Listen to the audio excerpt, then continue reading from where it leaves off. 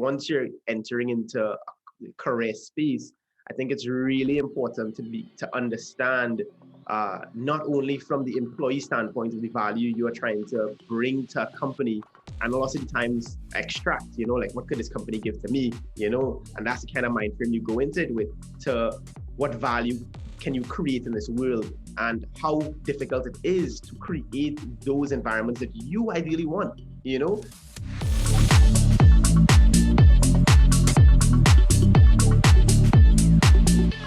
Hi, Kyle. Thanks for coming on the show today. I'm very excited to do this interview. It's been a long time that I've been thinking about doing it, and hopefully you're excited as well.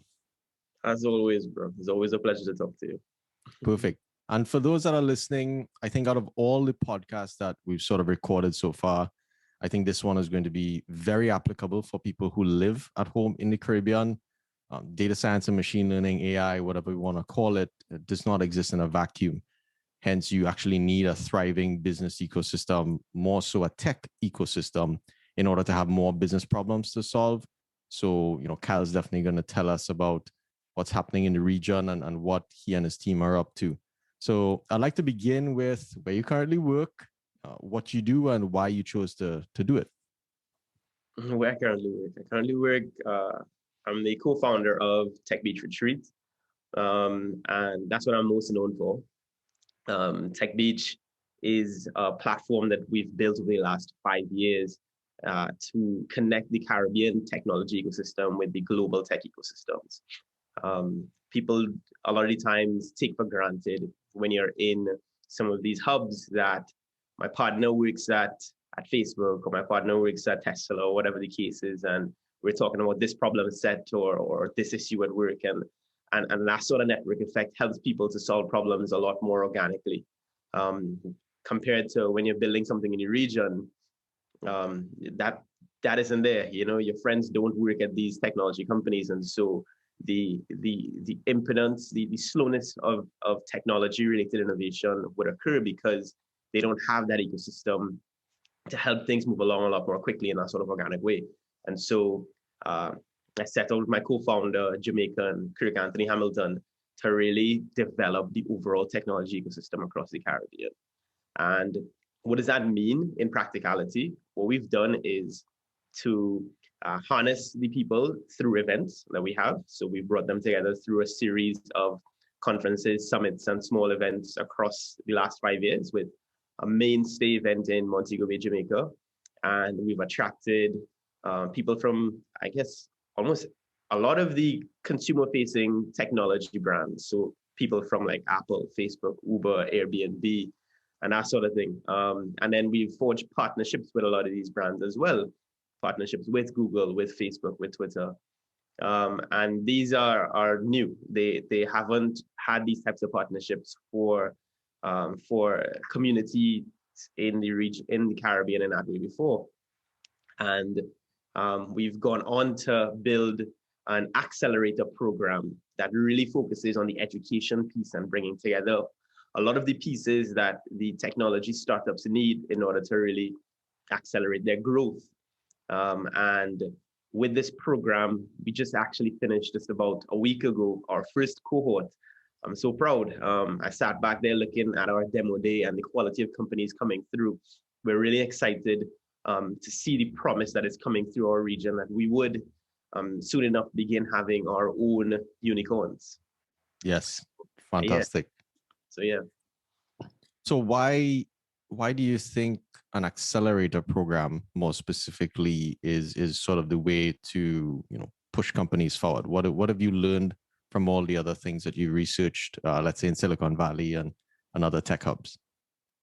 Yeah, Y Combinator recently put out their list of like top 100 and something companies, and that came through Y Combinator.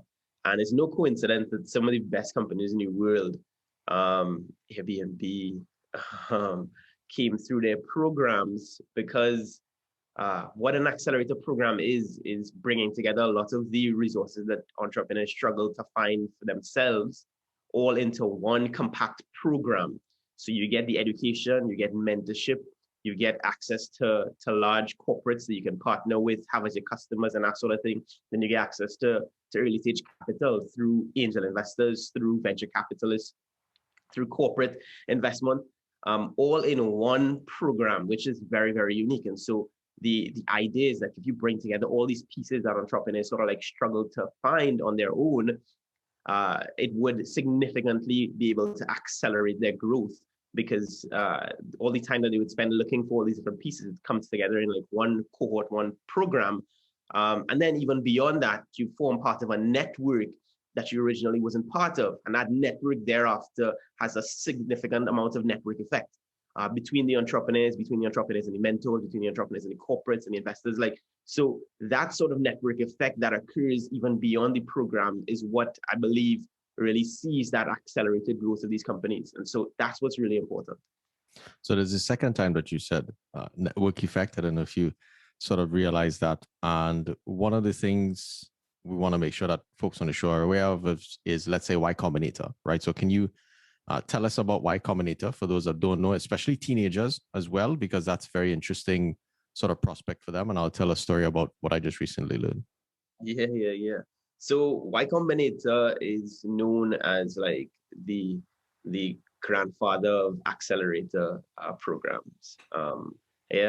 And this program is one of the earliest ones to dub the term accelerator program. And some of the best companies would have come through that program. I believe it was maybe about like 10 to 15 years ago. So within relative recent time sort of thing, and spawn a series of companies coming through that program to having multi-billion-dollar valuations and then going public and that sort of thing. It really just came from the thesis that, like I said before, that sort of network effect for these entrepreneurs that are coming in can really yield some really productive outcomes. Yes, I just actually wanted to highlight maybe some of the companies that came through Y Combinator: Airbnb, DoorDash, Coinbase, Dropbox, Stripe, Instacart, Reddit. Let's see. Reddit, I think, was like one of the first cohorts. And one of the reasons I kind of like you making sure that you highlight what Y Combinator is and the possibilities for the Caribbean. There's a story about this guy named Gary Tan. And at 14 years old, he was in Silicon Valley, but he started cold calling a bunch of people and he got like a programming job. Eventually that led him into startups and led him into Y Combinator. So he had his first startup there. He gained his network and coming back to that network effects, his startup didn't work out, but he ended up becoming a partner at Y Combinator. And that led him to be one of the early investors in Coinbase, right? Correct. And so we know what that means. Yeah. Exactly. So there's an insane amount of opportunity that you're creating in what you're building. So that's quite exciting.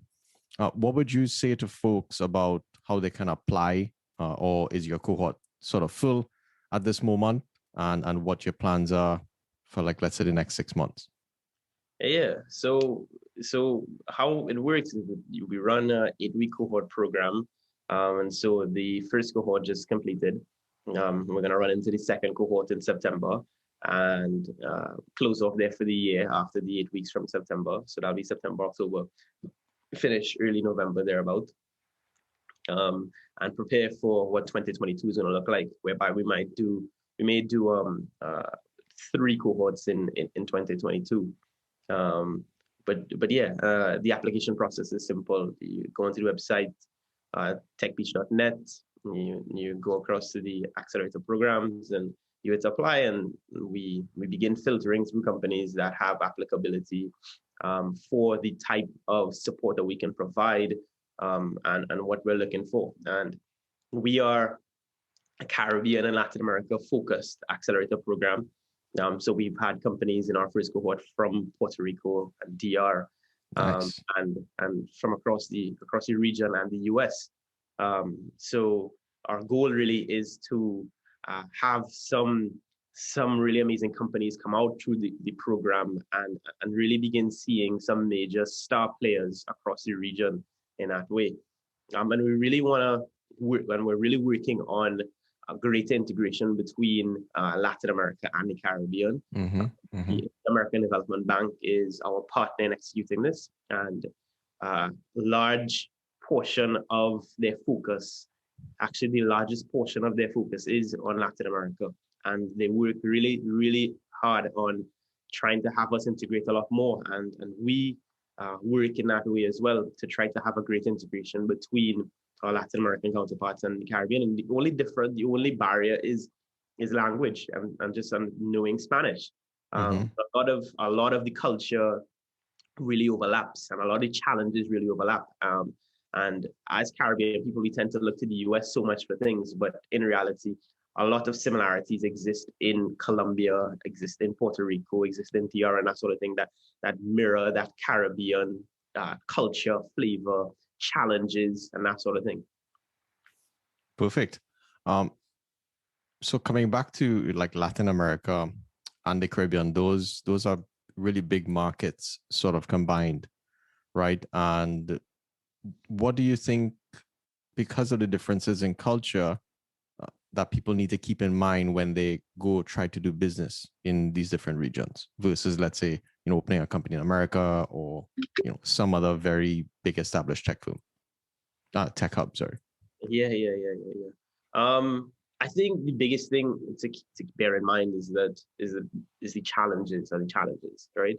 From the perspective that they don't have this super thriving ecosystem as well, They may be more advanced than where we are in the Caribbean, but they still as well look to the Silicon Valleys as the baseline examples.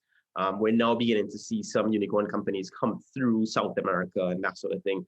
And so the progression isn't quite where they'd want it to be, and they still hold the US at a certain holy grail level. And so bear in mind that those challenges still really exist, but what there is significant opportunity.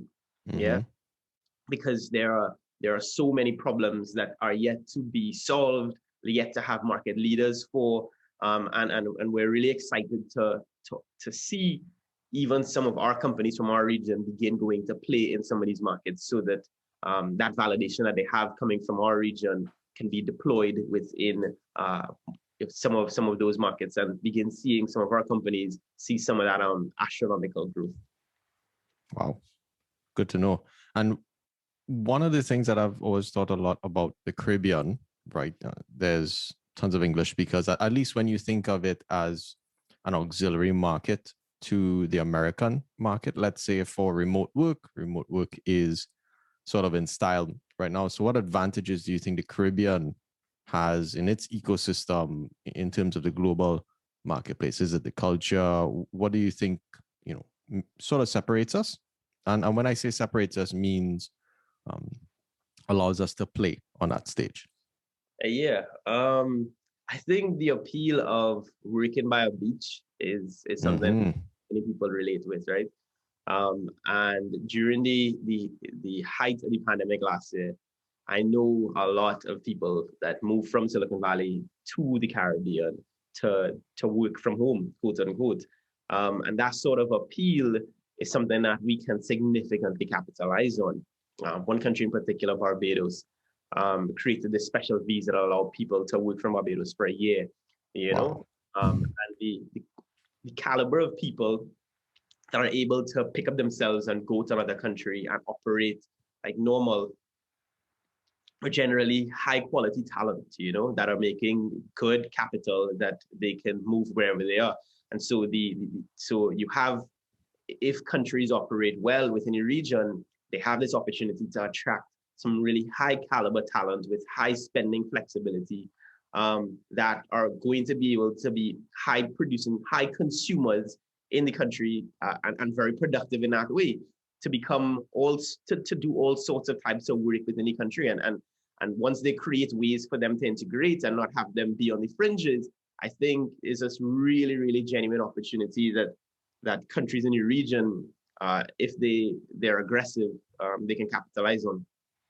Yes, and hopefully, one of these days, all of the words that you're saying get up to sort of the heads of government, and they open up visas for everybody to come work from the beach. That would be nice. And what I wanted to kind of hop into, I know you've told your story to many different people in terms of maybe all the different businesses that you've started, and especially Tech Beach Retreat.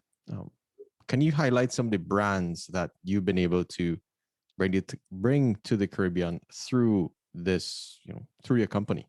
And I think it's worth noting that I don't think anyone else has done this in the region. Yeah, I think I mentioned it when I was describing it before, right? Last year, well, not last year, in 2019, we struck up a partnership with Google in a pretty significant way. I think it's, no, I don't think, I know it's the largest partnership for an event in the region that they've ever done. We have the year before with Facebook and Instagram, with Twitter. This year we have with AWS. We're finalizing with MasterCard, Visa as well. Nice. Focus on fintechs that come through our program. Shopify.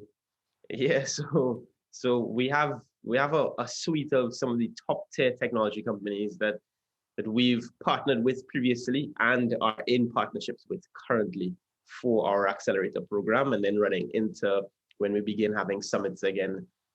We're working possibly on for one this year. Okay. That'll be nice. We'll have a suite of them for 2022. Perfect. So I wanted to hop into your journey a little bit. And most people may not know that you and I sort of went to high school together. So I know a deeper story than maybe most know. But kind of give us a journey from high school up until now. And I think one of the things that I like about your story is I know the type of student that you were, right? You were not just like myself, A grade, super studious. Like we were quite a big bunch of slackers, but yet we've been able to, sort of come out okay, I would say. So kind of tell us about your journey from high school up until now. And then the reason I kind of highlight that is for just to help some of the teenagers that maybe struggle like us with formal schooling and how you sort of chart your own path in the world. Yeah. I look back on my time in school, and I think it really prepared me to be an entrepreneur. Because I've always struggled with ADD, right? Being able to sit still and focus in a classroom and just consume that information in that way. And you and I would not pay attention so much in class and then go home and just be studying, just learning all the work, and that training of yourself to teach yourself has been the biggest takeaway to become an entrepreneur, and I don't think enough credence is given to that student that goes away and learns that subject matter on their own and figures out what their learning style is, because the current structure of how things are taught doesn't really relate with them. Like one of the biggest takeaways for me, like in my life, like I've always taken with me, is how we took physics when I was actually kicked out of physics class from Mr. Fitzpatrick. And he just thought I was a slacker and I didn't have I just couldn't do it or whatever. And I ended up getting a distinction in physics. And that distinction in physics came because you and I studied together, right? Yes. So we go home, we learn all the past papers, we do all the work together. And what is happening there instinctively is that we're teaching ourselves how to learn, right? Versus sitting down in a class and you consuming the information, you go home, you do the homework or whatever.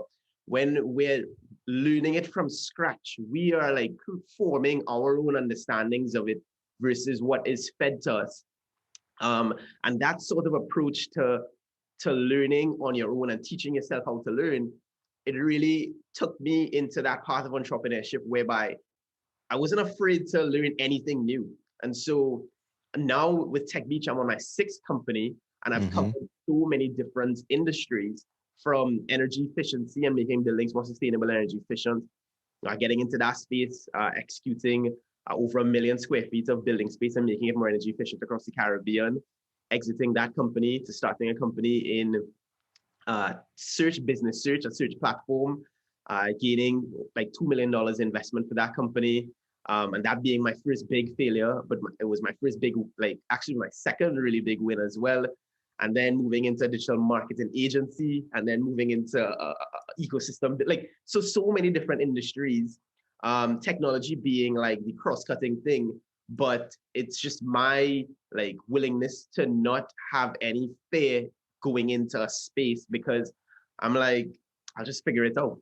I'll just figure it out. So to that student that doesn't really fit the mold and goes home and puts in the work to really figure out like how to get something done, I think the biggest takeaway is grit. It's just that determination to just go and figure something out and figure out like what works for you. One of the interesting things that comes to mind in that story, and it's very applicable to what you're doing now, is this notion of having peers, just learning in a certain environment, super collaborative, to be honest. And you mentioned you and I studied, right? So it was both you and I learning together in this like environment where it was okay to ask all the silly questions and say, I don't know this, and someone can help you out. So I think you have now taken that to the professional level where all of these startups are put together and everyone's beating their head against the wall, and now they're trying to figure out sort of what to do. So it's nice to see that those same principles from high school and all the things that you learn when it comes to interacting with your peers and executing actually have real benefits in the real professional world. Yeah. I think people underestimate it. What I'm like really known for is my ability to network, right? And I think these things start from when you're in high school, and they don't give enough recognition and credence to a lot of the other skills that are required in order for you to succeed. My first hire in my company was a guy who came first in industrial engineering in UE, and he was top rated in CIC, and I was not top rated in CIC, right? Yep. CIC being St. Mary's College, our high school, and my first hire was the guy who was number one, Right. and I'd always look back at that and I'm like, it's crazy that you would have never really projected that the guy who was perceived as like the slacker in school hires the guy who was number one in school, So Yes. I think school doesn't really give us that understanding of what is actually possible and what goes on in the real world, So you went to school briefly for aerospace engineering, and the reason why I sort of bring that up is I think that gave you the opportunity to see a different world, right? Yeah. And also maybe pursue something, let's say, super technical. And one of the things I wanted to re-highlight on the show is, we brought on, data scientists, folks who are CTOs, folks who are product managers, some who've come from a super technical background. I would say you've had some technical training there, but even without that, you've been able to take a lot of the principles that you've learned to build all of these businesses. So give us some thoughts there, and for folks who may not be as technical, but you're leading sort of the push in tech, right? Yeah. So I think overall my inclination has always been towards technical and technology related things, right? So going to school to study aerospace engineering and spending that time there and building those sort of relationships and that understanding of that engineer's mindset of problem solving and that commitment to always believing that there is a solution to every problem, regardless of sometimes there isn't always. But that determination to want to figure things out is one of like my biggest takeaways from my time in university in that way, Then starting my first company in school was I think one of my biggest takeaways because it allowed me to start a company, begin marketing, hire people, begin generating revenue, pay US taxes, and then when you leave and wind up the company and that sort of thing. Like, so taking yourself through that entire experience was one of my biggest takeaways from university as well. So you started a business while in school and, sort of grinded that out. And can you talk to us about co-founders, right? I think one thing that's very unique about you is, people say don't get into business with your family, but a lot of your businesses are built with some of your family members as well. So tell us some of the lessons there and in terms of having that solid peer group to push you forward. That's one thing that I've noticed about your journey is that you have a core group that, your role, that's the team essentially. So tell us about that team. Yeah, I think I've been blessed to have a lot of really good friends that become family to me. And in some instances, I've been blessed to be able to work with them in companies that we've built. And so what Mark is referring to is a core group of my brother and my two best friends, and we started like 4 companies together, and have gone through so many cycles of business, from winning and generating a lot of revenue and doing really well to boom, busting and not doing so well and figuring it out and cleaning it up and reinventing ourselves, like all within the time space of a decade of 10 years, which is crazy. And we started this journey in 2011. Um, Wow. and we've been through so much over the last 10 years. It's crazy. Having hired in that time in excess of maybe like 150 to 200 people in that Wow. time. So many? Yeah, Okay. definitely. Across the companies, having generated and raised capital in excess of $5-6 million US, and within the region, that's amazing. Outside the region, that's passe, you know. Yeah, Um, yeah. so we don't feel super amazing because, you know, like we benchmark ourselves on so much higher standards. But I think within the region, we've done quite a bit, covered a lot of ground, um, and that sort of thing. And so yeah, so it's been quite an amazing experience to be able to have those sounding boards. And as they say, iron sharpens iron, and we begin pushing ourselves beyond what we even believe. Actually, we have such ambitions. We believe anything is possible, you know. Yeah. And, if any of you get to know Kyle and his core group of friends very well, I went to school with all of them. There is a certain, what's the word I'm thinking? There's a certain shield in terms of they don't allow certain thoughts to come in, right? And there's this intense optimism of what is possible that I think is almost critical to your success in the region. So, just wanted folks to take that lesson away, to be critically sort of optimistic there.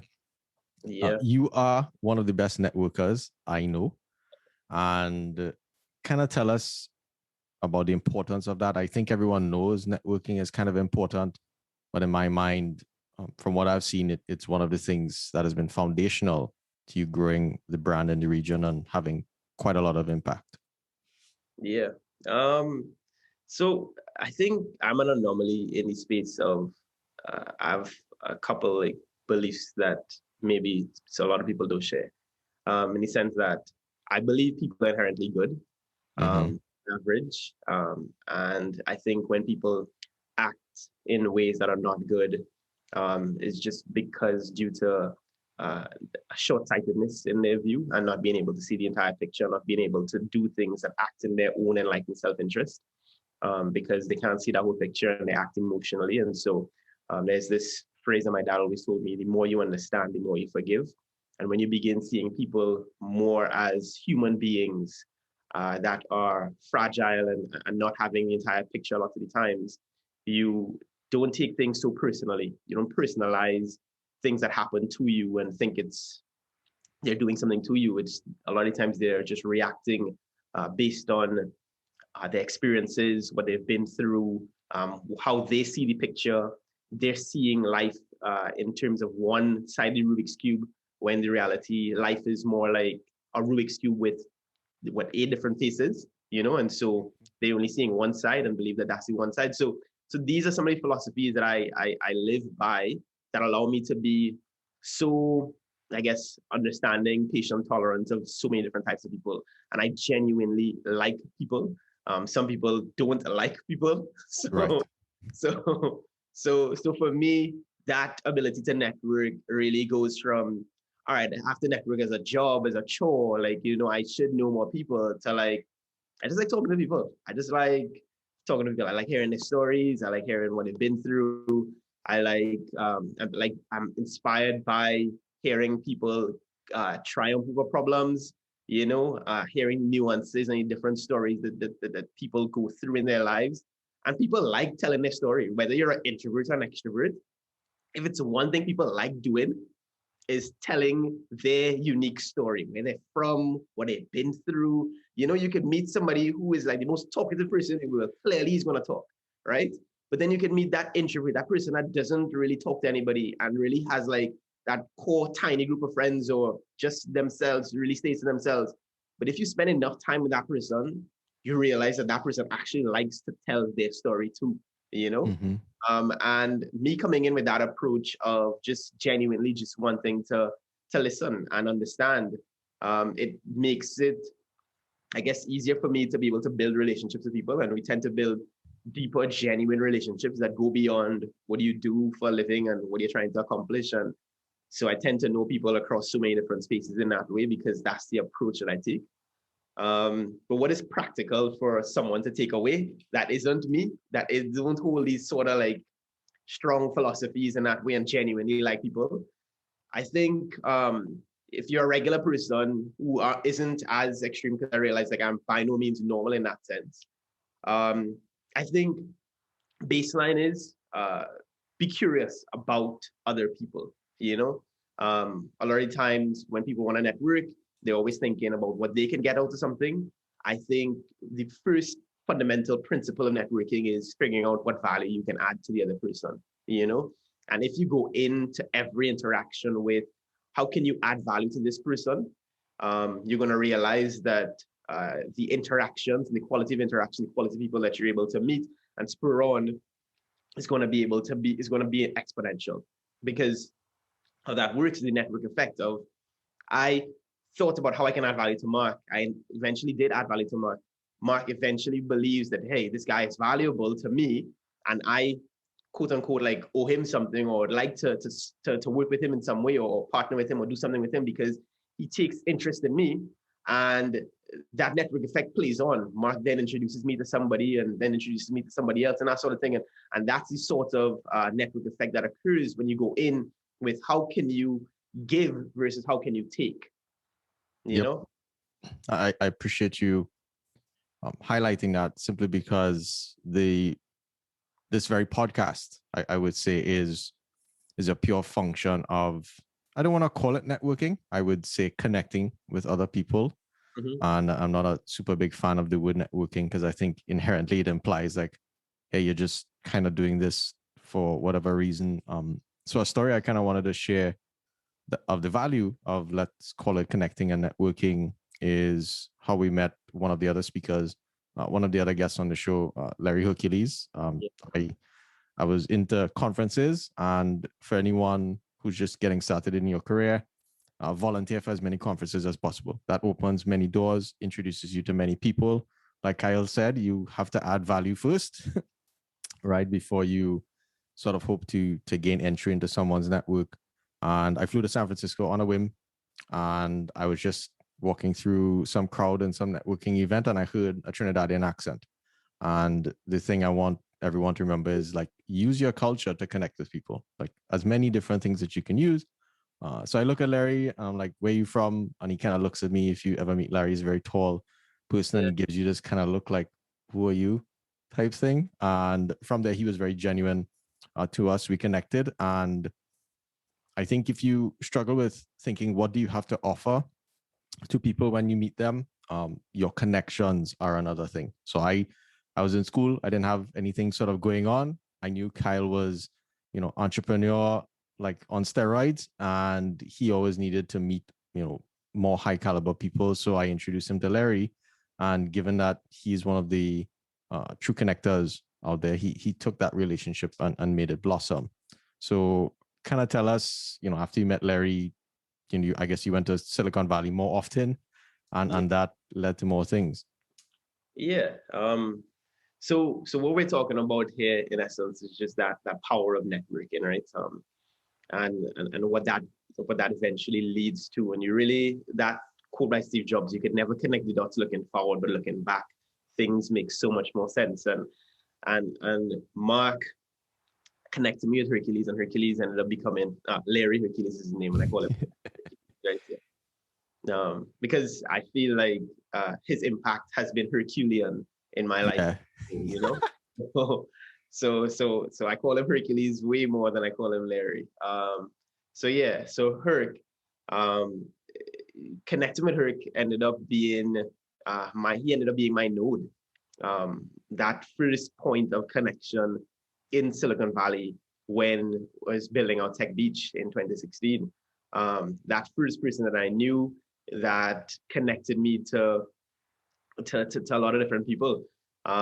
When I had no connection points, I actually had two friends. I had one friend, Hercules, who was in the tech industry to connect me. And then I had one friend, Haley Brown, that was my friend from college who gave me a place to stay. Right. And so Haley wasn't in tech. Haley just was like, yo, Kyle, you can come out here. You can stay by me. Don't worry about it. And having those two types of people were definitely the biggest blessing for me in the trajectory that I took on with Tech Beach, because um, I was able to leverage staying in San Francisco for months at a time, without having to worry about paying San Francisco rent or staying at an Airbnb and paying thousands of dollars, which wouldn't have been practical. I would have just ended up going there for a few days at a time and coming back home, because that's would have been the most practical that I could have afforded. So being able to stay there for weeks on end, months on end, stay there for like a couple of months on end, really set the stage for building this new platform that Tech Beach Retreat that I was working on. And Hercules opening up his Rolodex and taking me to events, taking me to parties, taking me to dinners, lunch. Like he's like, bro, meet me here, meet me there, meet me there. You know, like and me just taking those things and running with it on my own. You know, it's really important that entrepreneurs need to take away. Is that like nobody's gonna do the work for you. You know, the most that somebody can do is open those doors, but it's up to you to run through that door with us everything that you can and really make that into something. I remember one of the first conferences I went to, I met this guy who started this company called Listener. His name is Rodney Williams. And I never, like, you don't see Black people winning in tech so much now. You know, you like the typical faces that you see in technology generally are your standard white male, right? And Rodney is now, I believe, got this patent for this type of technology. And just hearing his story early on in my journey was really inspirational. And Rodney wouldn't even know this. Fast forward, what it would be 3 years later, Rodney's at Tech Beach, you know? Wow. And I never forecasted that I would have met him. I would have interacted with him in that way and be able to have a platform for him to come to in that way. I was just sitting down in the audience like, wow, this guy is like killing it, man. Like one day that'll be me. Yeah, one day. And so all of this network effect occur because like that you took it upon yourself to meet Hercules, to introduce me to Hercules. Yeah. Yeah, and I appreciate you sort of sharing that story, because if I didn't necessarily take some chances, and the thing I want people to take away is, as Kyle said, you never really know how things are going to work out. And I just went out there and did something, turned into a lot of different things. And the other story I wanted to share was, so Kyle met Hook, Tech Beaches is going well. I randomly networked at some other conference, and because I'm from Trinidad, or using that Caribbean heritage, I don't like to call it to my advantage, but using it, because I'm from that region, I met another gentleman called Michael Montano, and I was like, hey, Kyle just needs to know as many people. So I'm just like, sending people to Kyle, because I can't necessarily add much value other than that. And Kyle took that particular connection, and that led to something quite interesting. Can you share that tidbit? Yeah, man. That was my most powerful connection yet. Once again, thanks again, Mark. Bring in more, don't worry. Yeah. Like I said, you can never connect the dots. You can never connect the dots to looking forward. You can only connect them looking back, and you just act with faith and belief that you keep putting good into the world, you're going to be able to get good out of it. Yeah. Mm-hmm. So Mark from this connection introduced me to Michael over email. It's like, so met Mike, nice to meet you, or whatever. I'll probably be in San Francisco in the next few weeks. Maybe I'll meet up. Ended up going to San Francisco in June. Ended up going to meet Mike. Say, Mike, hey, I'm in town. Let's meet up. Mike said, hey, let's meet up at the Twitter building, but in the coffee shop downstairs. And if you know most of these technology companies, you have breakfast that's free, lunch that's free. And so I was really excited to go in to see what Twitter breakfast was like. I've been to Google, I've been to Facebook and that sort of thing. And so I was kind of excited to see, all right, let's see what Twitter is like. And Mike asked me to meet downstairs in Blue Bottle Coffee. And I was like, all right, cool, fine. I guess we'll meet downstairs in the coffee shop. Got there to the coffee shop with me and my business partner, Kirk. And third in line getting coffee was the CEO of Twitter, Jack Dorsey.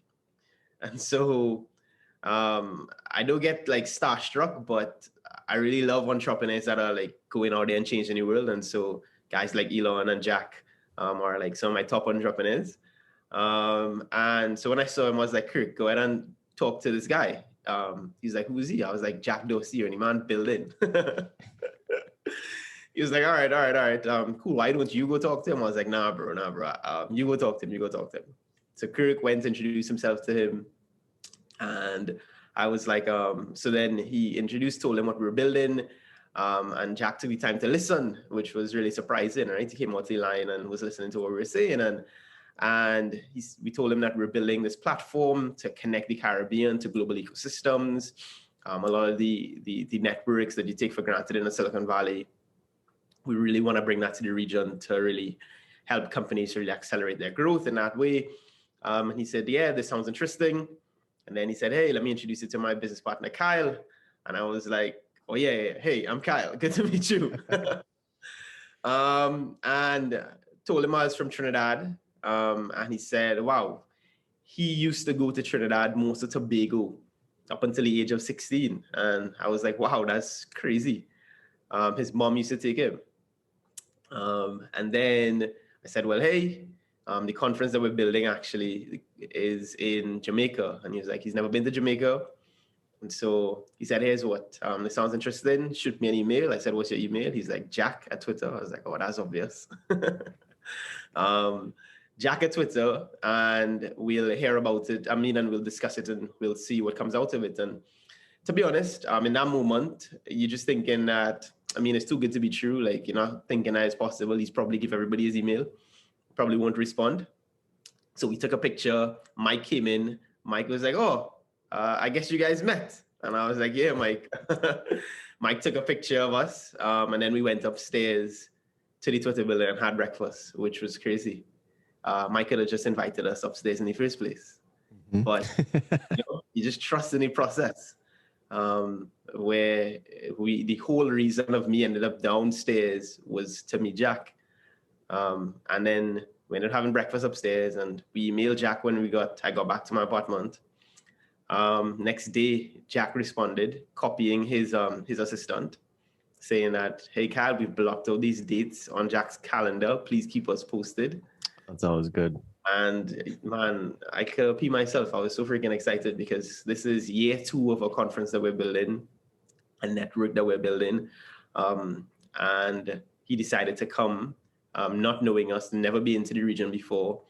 And a lot of people think like we paid him. It was unpaid. Like, I couldn't afford to pay the CEO of Twitter and Square to fly on his private jet to come to my event. Is unheard of. And yeah, fast forward 6 months later to December, Jack flew his private jet, brought 9 of his friends, pull up with Range Rovers to my event. And he jumped out. He's like, hey, Kyle, long time no see. And I was like, wow, this man is just so chill. And he became my favorite entrepreneur. Hands down. Yeah, for sure. And I think the moral of that story is you could be super technical, you could be a great entrepreneur, but make sure that you are trying to connect meaningfully with as many people as possible. And I think the quote, Hook, in one of his interviews, you have to shoot your shot, right? I think oftentimes in life, you only get one opportunity to sort of do something, and that can really change things. So another story I kind of wanted to highlight, and I know we're spending a little time on this story, it I think it has a lot of roots for us being from the Caribbean, Yeah. but also the power of connections. So like we went through the whole hook thing. I met Kyle. Kyle calls me like 2 years later. Conference is going well. I'm sitting in a little lab, like doing my PhD, regretting, I'm just like, why am I in this little lab? And Kyle is, billing conferences, meeting all these people, and I'm in just this one room. So just sharing that story, that was tough. But anyway, I was working at a railroad company, and Kyle was like, hey, you want to come to San Francisco and, go meet some speakers? And I was like, okay. So I take vacation. I pay my way to go to San Francisco to meet Kyle. And, he introduced me to the CEO, Will Hayes of LucidWorks, that became my other company. So like 3 weeks later, I had a 6-figure salary working remote. And I'm like, wow, almost 3 years after I made an initial introduction, that completely changed the trajectory of my particular career and introduced me to many sort of other people. So you really never know what's out there for you. But ultimately, I think us being from the Caribbean, us being, we talked to a lot of people that I think came a little more naturally to us than some other folks. Yeah. But regardless, leverage the Caribbean connections that you have to, make your life better. So one of the things I kind of wanted to hop into now is that you did First. First was a sort of search platform for businesses in the Caribbean, and you shared some stories about you tried to go hyper growth and it didn't necessarily sort of work out, and then you pivoted. So can you talk to us about what you pivoted into after that, and like how did you sort of like, hey, this didn't work out, and you faced yourself with your team and you sort of overcame that. Yeah. Yeah. So with First, what First was a search platform, kind of like Yelp, with the goal of allowing people to land in any country in the region, be able to search for businesses, see reviews, see pictures of that business. And the goal eventually was to allow those businesses to sell their products online, or for you to make bookings of services online. And so that's a trajectory that we're going down with First. Unfortunately, it didn't pan out in that way because we took this really aggressive approach to growth, grow at all costs with the assumption, hope that we'd be able to raise further funding based on how much we've been able to grow. But you slapped in the face really early in our region with the lack of access to capital for things, companies like ours. So when our company Digicel wasn't able to follow on with investment because the guy who led the investment in us, he got cancer. He's still alive, but he wasn't able to function in that way for us anymore. We ran out of cash. We ran out of cash, and we weren't able to grow in the way that we wanted to anymore. And so it ended up tumbling down in that way, and ended up being my first big failure. And out of that experience, we did a really amazing job at marketing the brand, and people really loved what First represented for them in the region. And a lot of companies reached out to us. Well, we generated revenue through advertising on the platform, and we did just under $1 million in revenue, so like 960 something thousand dollars in sales in our first 10 months, which was phenomenal. But we had a high burn rate. So regardless of all that money we had coming in, we had more going out. Yep. And when things didn't work out, we were able to like sift through some of the top companies that really liked working with us and really liked what we were able to sell. And a few of them asked me to begin working with them on their digital marketing strategy. And so I managed to turn First into a digital marketing agency and have quite a number of these high-powered clients as my clients, and me building out their digital marketing roadmap and teaching them about customer acquisition and that sort of thing in e-commerce that they wouldn't have been have knowledge on in that way. And then helping them with the social media and digital marketing. So connecting the Facebook, Google, email marketing sort of thing together for them in that way that they really didn't really have an understanding of at that point in time. And so build this marketing agency, and the marketing agency ended up being the cash cow that allowed me to build Tech Beach, which I believe is more closely aligned to my purpose and overall greater value to the region and hopefully to the world in that way. So I was that was the major pivot that occurred, um, and it was more of a survival thing, like, so how am I going to pay my bills now that this is not here? Yeah.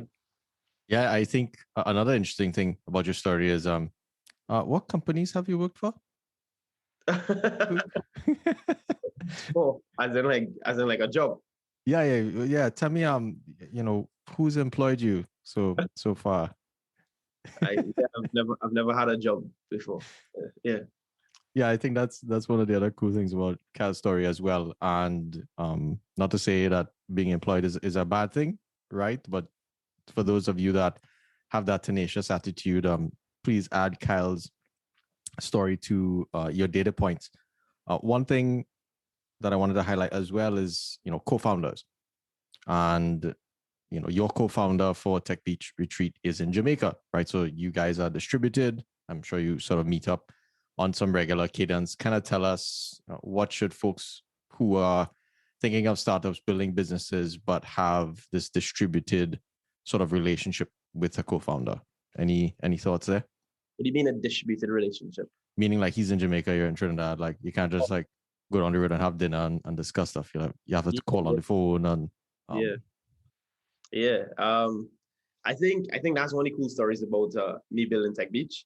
Kirk and I, we met before, but Kirk called me up in 2015 to work on building this conference platform, and I really wasn't into it at that point in time because I was working on first. We had raised capital, and then called me up afterwards, and still wasn't a good time because I was just feeling like shit that we had to send him a bunch of people and it was a big failure and it didn't work out. So my mental space wasn't there necessarily, but he was like really persistent in wanting to work with me on this thing.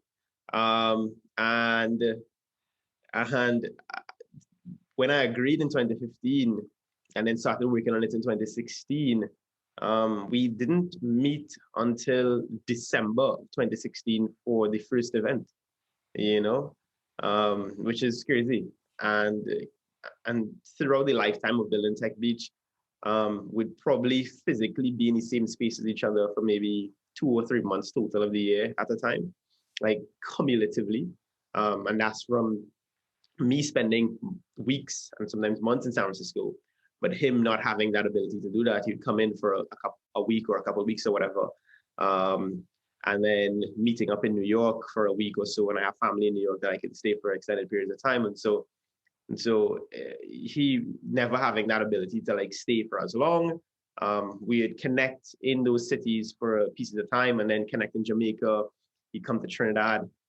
So like for short stints in different cities around the region in that way, but never concerted time shoulder to shoulder working. We just have like objectives that we would like to achieve, and all of these objectives could be achieved without having to physically go into an office in that way. And yeah, we just crush it. Solid. Done. I think for everyone listening, add that to your sort of data points of, let's call it a remote company or distributed company. And before we sort of switch into something different, can you highlight Chef Made? Right, that's another company that you helped co-found, and I know some of your family members who cook really well, and tell us how you took that and scaled it. Yeah. Well, yeah. So Chef Made is a food meal prep company where my sister's the head chef. She's done amazing at building a local brand for herself in the quality of food that she's able to make. And me spending so much time like in Silicon Valley and in New York and these sort of things, seeing these meal companies be able to scale and do really well, and me being a customer of them was home, and I was like, there's no way that she's going to be able to continue in this trajectory for the rest of her life. She needs to be able to build something that's a lot more sustainable, that doesn't have her in the kitchen 100% of the time and trading her hours for dollars in that way. You know, she needs to build something that's a lot more scalable, that she's able to take herself out of an engine that grows. And so we started Chef Made with the goal really of allowing people to eat healthy with just a few clicks. You know, I'm going to the website, choose from our healthy meal options, which was limited at that time. We had about 10 to 15 menu items. Now our menu is maybe like 40 items.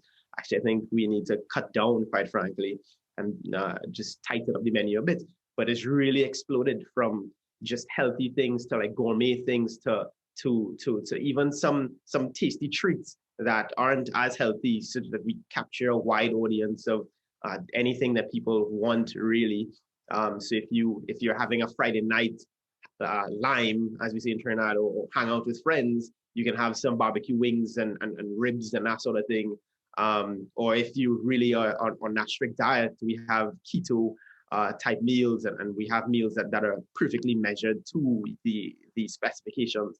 And then for people that are dealing with health issues, we cater to a lot of diabetic, hypertension, high blood pressure, and cancer patients as well. And so we've created this really wide menu that is able to cater to these unique needs of people in this way, that they just go on with a few taps and the food is at your door within like 48, 72 hours sometimes maximum. Yeah. Great. And, thanks for, I think for folks listening, right? If you looked at Kyle when he started in high school and his journey throughout, right? Starting a search platform for businesses, a digital marketing agency, a food company, then a conference platform that it initially started as, into a tech accelerator, a globally connected tech accelerator for the Caribbean and Latin America by proxy. So thanks for sharing that piece of your journey. And I wanted to shift into a topic that kind of leads off what you just said in terms of healthy. I think one thing I don't hear a lot about from many entrepreneurs is keeping a focus on health. A nice little tidbit story. I think Kyle and I started working out at age 14 in my backyard in the gym, and I think that's one thing I'm sort of grateful for. And my parents instilling in me is that value of continuing to work out regardless of sort of what you have on your plate. Can you share maybe how that has led to success in your journey? Yeah, I think, quite frankly, you being a mentor for me in that way, whether it was actively when we first started or not as actively, just based on seeing how you live your life, has been a really big impact on me in that way. And even the impetus of starting starting Chef Made, to really help my dad, who is struggling with eating healthy, to eat more healthy in that way as well. And so it's something that, as I guess, like engineers and entrepreneurs, I think when you're studying a really tough technical degree in school, because it's the same thing with like doctors, lawyers as well, that you just kind of put everything into the thing that you're working on, and you give very little credence to sleep, to eating well, to working out, and the outcome of that really is that you can survive when you're younger, and so you kind of get away with it in your 20s, in your early 20s, but as you get older, you begin seeing the impact on you, and it's really understanding the true importance of understanding the things that you put into your body is really give you the output of what you're able to do in that day, So if you sleep for 4 hours versus getting your regular 6 to 8 hours sleep, like the outcome in that day is going to be really crappy. When I was a lot younger, we used to take pride in me and sleep. I didn't sleep, and just go in, and versus when you get a bit older now, every single thing that you do and you put into your routine yields the outcome of what you're able to do on a given day, And so you end up becoming a lot more thoughtful and a lot more methodical in what you're able to put in.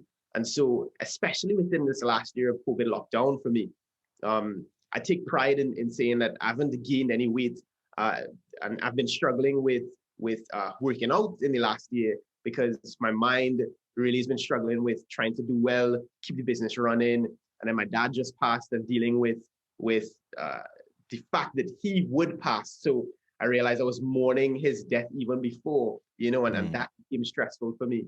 But in that time, what I know that I was able to have control over is what I put into my body and how I sleep. And so I've been very methodical in every morning. I have smoothies, I juice, making sure I have 1 to 2 liters of water a day kind of thing. Cut out flour out of my regular diet. And so flour is like a treat. So it's not that I will never have pizza. It's that like on Friday or Saturday kind of thing, you'll have some pizza, but I don't buy bread, I don't buy sugar, I don't buy juice. So you cut out these things out of your regular diet because you realize that the impact these things have on your body, it really just slows you down, like, because you just consume so much of it and you don't realize that sugar is in so many things, and flour is so many things. And these are like the two really poor things that end up slowing you down significantly. And with me taking that sort of mental approach and taking that active approach to drinking my vegetables, drinking my fruits. So my smoothie this morning would have kale and broccoli with some banana in it to give it a little sweetness and some apples, really focusing on that sort of consumption in that way allow me to not get any weight, feel good still, and feel really like in control of my diet and in control of my health in that way, for sure. Yeah, and health is it's a very interesting thing. I think we're sort of conditioned to pursue riches.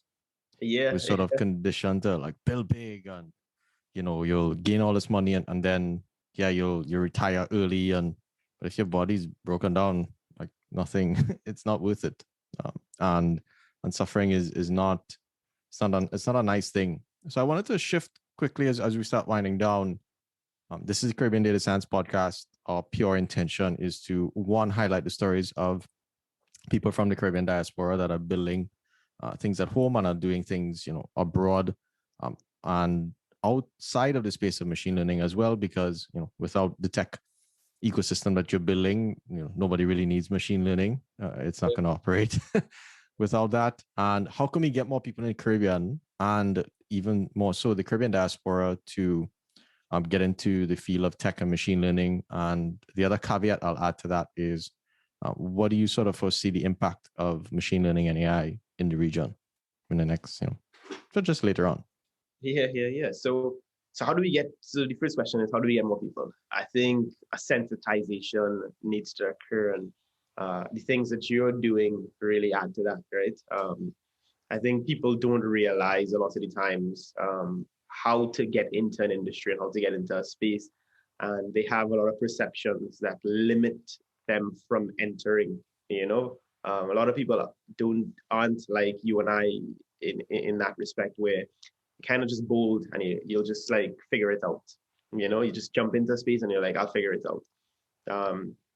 They allow a lot of perceptions of the space to kind of limit what they actually end up doing. And so I think what's really important is a lot of Q&As, a lot of events, a lot of things that really reach the people where they're at on the different platforms, the Twitter Spaces, the Instagram interviews, the podcasts, giving people various types of content that would allow them to really get a peek behind the curtains into what happens, how it comes to pass, the types of people that enter into the space, not seeing one archetype of people. So representation matters. So seeing the different races, the different backgrounds, the different education learning styles, so people might have a belief that only a X type person is a data scientist, and so having that sort of range that allows people to get drawn in because they begin seeing themselves in somebody else is super, super important. So I think what you're doing here showing the various types of people within the space and showing really how the space all comes together is super important. And kudos to you on putting this together. And so the next piece is in terms of impact. I think artificial intelligence and the application of AI in our lives is going to be like what the internet was to us, right? Because it's now the internet on steroids, whereby everything becomes super smart, like everything becomes an internet of thing, because now your bed can adjust based on how your sleeping patterns are, like everything becomes smart. Yeah. And so like your kids are going to be growing up and going up to a door and like asking like, why doesn't this door open when I get here? Why does this teacup not reheat? Because it realizes it's cold, like what kind of dumb teacup is this? Like my tea keeps getting cold, like everything is going to be a smart something. And that is because of the application of AI, which was on the layer of the application of the internet, which was on the layer of the application of broadband technology, the ability to have super fast things. And so as we now enter into 5G speeds, and then we're going to go beyond that at some point in time, as the internet speeds continue to just hit like breakneck speeds, it allows so much more bandwidth, so much more technology to come through the pipeline in that way, that so many more things can be connected without that latency that occurs even now when we try to do different things, right?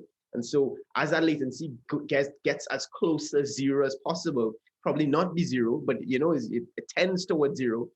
So much to be able to come through that pipeline that we'll have such an interconnected experience that it's crazy, like it's mind-boggling to think about, that every piece of your life will be connected with technology in some way. And what I'm most excited about is the impact that it will have on our health. I think health has been like the laggard in terms of technology disruption because there's so much regulation as it relates. But I'm looking forward to the day whereby I put food on my plate and it says too much of this and too little of that, and and so you're so much more thoughtful of the things that you put in. You eat it and you're able to see how much of it actually digests in your body, and so you're able to choose foods based on your body and your digestion. But right now we kind of just a lot of the times wing it. Even for the people that really understand, it's still a certain level of like so much iteration, and so that's what I'm looking forward to globally, and the impact obviously that is going to have on mankind in that way, regardless of where we are. Yeah, machine learning, especially in healthcare, I think when you think of ways of measuring the health of your body, what's sort of exciting is the biomarkers and the conclusions that you make off of certain biomarkers. I think will become very more explicit and even more exciting. People will learn new dimensions of themselves and hopefully, put a couple decades on their lives. That's the dream. So my last, call it, let's say 4 questions. You've achieved a great deal so far in your career. What is it that sort of motivated you, and who are your role models, and why do you sort of continue to push yourself? My biggest role model, biggest motivator was my dad, right?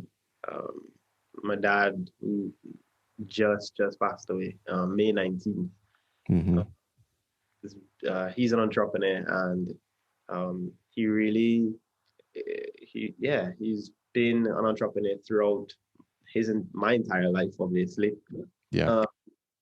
And really show me how to persevere, never take no for an answer, and just always push through any problems that you're facing, and have faith that you're going to be able to solve that problem, and to really think about how you can add value in the world in that way, and not just extract from the world, how to, and then even together with my mom, on a spiritual side of things, really spending time to build a relationship with God, and understanding how the things that you do are tied to a greater purpose, and having a sense of purpose in the things that you do in your life really stem from both that sort of spiritual grounding with my parents, and that being that sort of like conditioning from very young being the driving force for me wanting to build something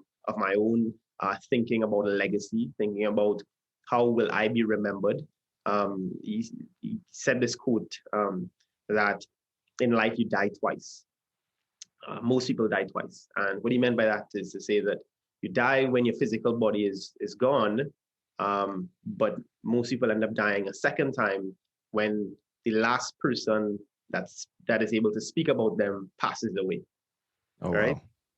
wow. But some people are immortal, that their story will go on for generations, you Mm-hmm. know, that it becomes part of that history cycle of learning that we know about the greats, we know about the presidents and the prime ministers and the artists and the like these different types of people in the world that they never die. And so you want to think about creating a legacy that you die only once. And so I work every day of my life to die once. To die once. Wow. Yeah. That's big things to shoot up towards, and sort of kudos to, to your late dad, that he raised a pretty strong family. And for those of you who will have never met Cal's dad, like when you meet this dude, always smiling, and this dude is under tons of stress, but like just the biggest smile. And I think one of the things that I took away from my short meetings with him is the presence that you have when you meet someone. Mm-hmm. And I think people disregard a lot of success when it comes to the presence that you have when you're with other people. So making sure that everyone remembers, like when you're in front of someone, like, sort of bring your best self to the table. Last three quick questions. What two career tips would you give a high schooler, a college person, and a professional in that order? Yeah. To a high schooler, start a business. To a college person, start a business. And to a professional, start a business. And the reason why I give that across the board is because once you're entering into a career space, I think it's really important to understand not only from the employee standpoint of the value you are trying to bring to a company, and a lot of the times extract, like what could this company give to me, and that's the kind of mind frame you go into it with, to what value can you create in this world, and how difficult it is to create those environments that you ideally want, And so a lot of the times that sort of tension exists between the employer and the employee because the perspectives tend to be from two different vantage points. And I think it's really important to sit in the business owner's perspective for a bit so you understand how difficult it is to create some of the things that you ideally want within as an employee, to think as well holistically about the business and not just within your silo, because you'll be so much better of an employee when you can think across divisions and think how the work that you're doing in your space affects somebody else in their department, and how the pieces come together. You would be so much more of a better value add to the company when you can begin seeing pieces of the puzzle together as the whole, and not just you by yourself. And so starting a business allows you to, or puts you in the mind frame of, I need to think about my product, the service, and the marketing, and the finance, and all of these pieces, regardless of the size of your business. You could be running a small shop, you're distributing something, but the fundamental pieces all still come together. You must have to have good customer service. You need to have a good product. You need to market it. You need to understand your profitability. You need to understand your finance and your cash flow.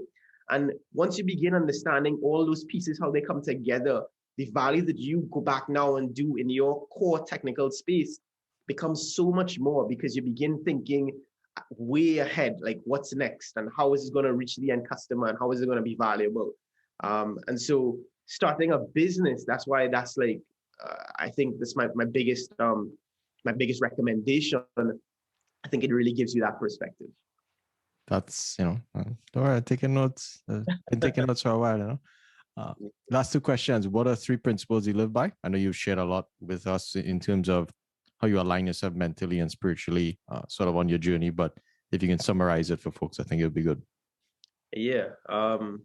First one is all about finding like problem solving and thinking about legacy and thinking about how do I add value to people in the world and leave a legacy of problems that are either solved or progressed. And that's how I live my life. Like if I'm going through an experience and realizing like, wait, like this sucks and it shouldn't be this way, I either want to build something to solve that problem or invest in someone that is solving that problem or mentor someone that is solving that problem. So that sort of problem solvers mentality and figuring out how we can progress. I think that's like philosophy number one. That's like my North Star, right? As an entrepreneur. The next one is going back to what I said is people. It's the more you understand, the more you forgive. And seeing people as human beings and taking away that sort of like personalization of negative experiences that you may experience in your life in that way, and seeing it more that human reaction to certain things.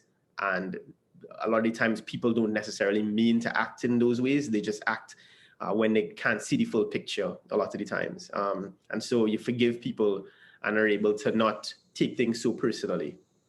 Those are some of my top two credos. And the final one being really just coming down to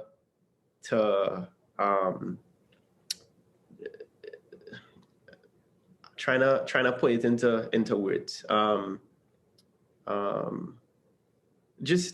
Just acting with a certain level, once again, people, because that's my bias, right? A certain level of compassion and empathy for people in their experiences. And what like they say, like everyone is going through something, everyone is facing a challenge in life, and so be kinder than necessary. And so having that sort of approach to life and to people, I tend to be a lot more patient with people and their experiences than a lot of other people. And so that is the lens through which I see life. And so those would be my sort of like philosophies and takeaways. Great, and thanks for sharing that, and hopefully some folks can incorporate that into some of their life philosophy. The last question I have: what are 3 books you recommend? I think one thing I think in our discussions that we share in common is we struggle to learn more formally. And I think, at least personally, like reading, I didn't take it seriously when I was younger. I think now I've recognized that it is one of the greatest pathways to sort of your success. So with that in mind, what 3 books mean a lot to you? Yeah. So one of the first books that I read growing up, my dad gave it to me. He gave it to me like when I was 18. It's called Think and Grow Rich by Napoleon Hill. I think it's like a fundamental book, Mm-hmm. right? That really teaches you that everything begins in your mind, like and the importance of that core network of people of similar mindset. That definitely is like my number one book personally. And then as I began to think about companies and thinking about building companies, this book by Jim Collins called Good to Great. And he has another book called Built to Last. Those are like fundamental books that take you through an understanding of what is really important in the essence and ethos of building a company that becomes great and lasts for generations. I think that's a fundamental book that as an entrepreneur, you're thinking about building something that outlasts you is really, really important to read. And then another one that I really liked after I went through my big failure with my company with First was this book by Ben Horowitz called The Hard Thing About Hard Things. Mm-hmm. And that book really speaks about some of the hard experiences that entrepreneurs have to go through as it relates to like hiring and firing, and just like there's no like right answer a lot of the times. It's just about like execution, choosing what you believe is like the best path and making the best of it. I think those books for me are some fundamental books that really help to shape my view on entrepreneurship and building companies going forward. Hey, those are some solid ones. I haven't gotten through Good to Great yet. Think and Grow Rich. I think for anyone listening, those books are freely available. Think I Grow Rich is available online on YouTube. So just plug that in your ear while you go on a run. And Kyle, I wanted to thank you for your time today. We were on an interesting journey so far, and sort of publicly, thanks for plugging me into a 6-figure job through all of your connections there. And excellent. Yeah, and we'll have some more, but thank you for all the work that you're doing in the ecosystem as well. Right, looking forward to seeing what you're gonna do. Yeah, man. Good job on plugging back in, and making those steps forward and looking back and seeing how you can contribute and bring more people with you. I think that's important, and I don't think enough people in our region, unfortunately, do that. So kudos to you, and I hope that more people are inspired to do the same going forward. Thanks a lot. Yeah, man. Appreciate the time. Later. All right, later.